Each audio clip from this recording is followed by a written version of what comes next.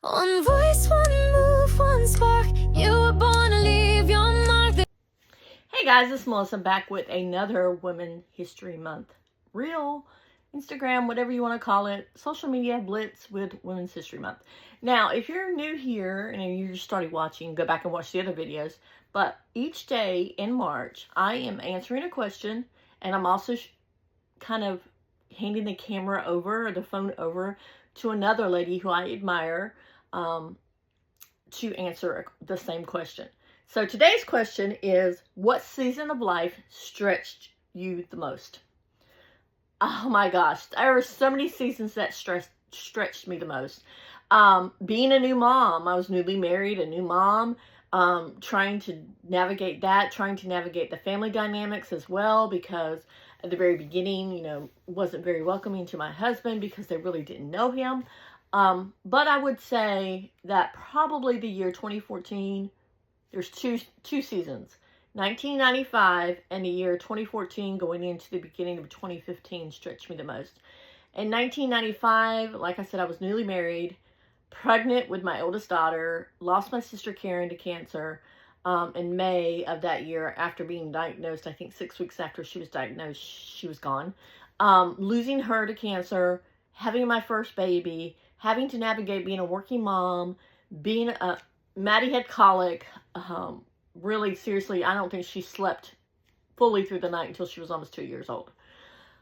That was a huge toll on me. But also the year 2014 was also a huge toll. And I actually wrote about it in Anchored in Hope, where everything that could fall apart did fall apart. I stopped asking God the question, why is this happening? Because I was afraid of the answer. That's the very start of Anchored in Hope.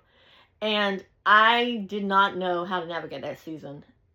Gracie, the youngest, had her first of many seizures that year. I took a leave from work and came back. I thought I was going to come back, but right after spring break, we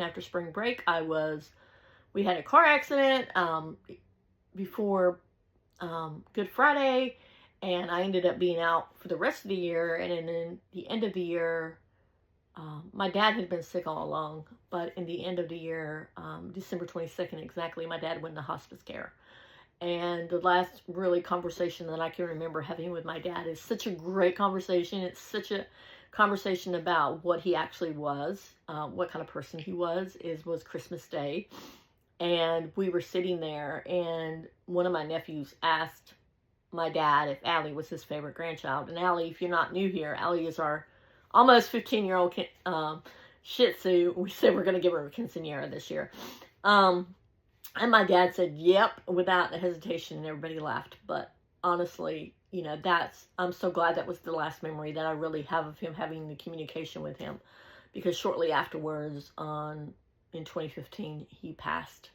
And that was very hard because my dad was my hero. My dad was the one I knew, no matter what, he was always going to be there for me. And after he left, and after I lost my sister Karen, I felt like I didn't have family.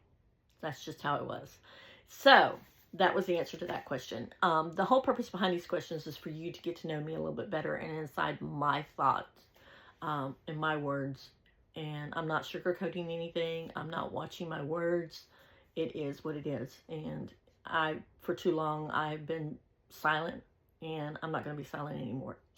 So with that said, I'm going to kick the question over to someone I deeply admire, to someone who knows without me even texting or telling her. She can just feel it in our text exchange that I'm struggling sometimes.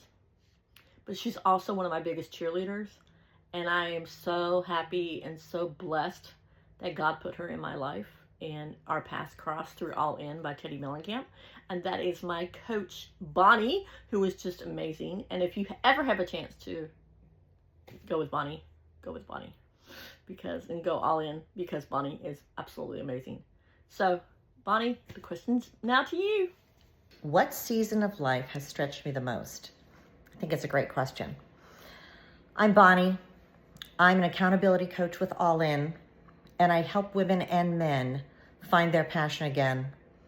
We empower them to get back on track with their health and fitness goals.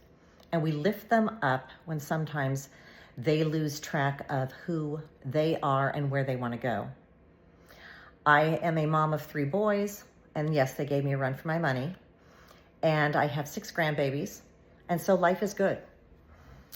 In terms of seasons, I don't think I can just choose one, because when the babies were little, my husband was traveling nonstop. So the workload of taking care of the family and the home was on me. And that was okay, because you just kind of get into the mix and run and do it. You think at that time, and this is what I think is the funniest and greatest joke that God plays on us, you think that it's going to get easier as the babies get older, and it doesn't. It just gets more chaotic and more fun and more fabulous.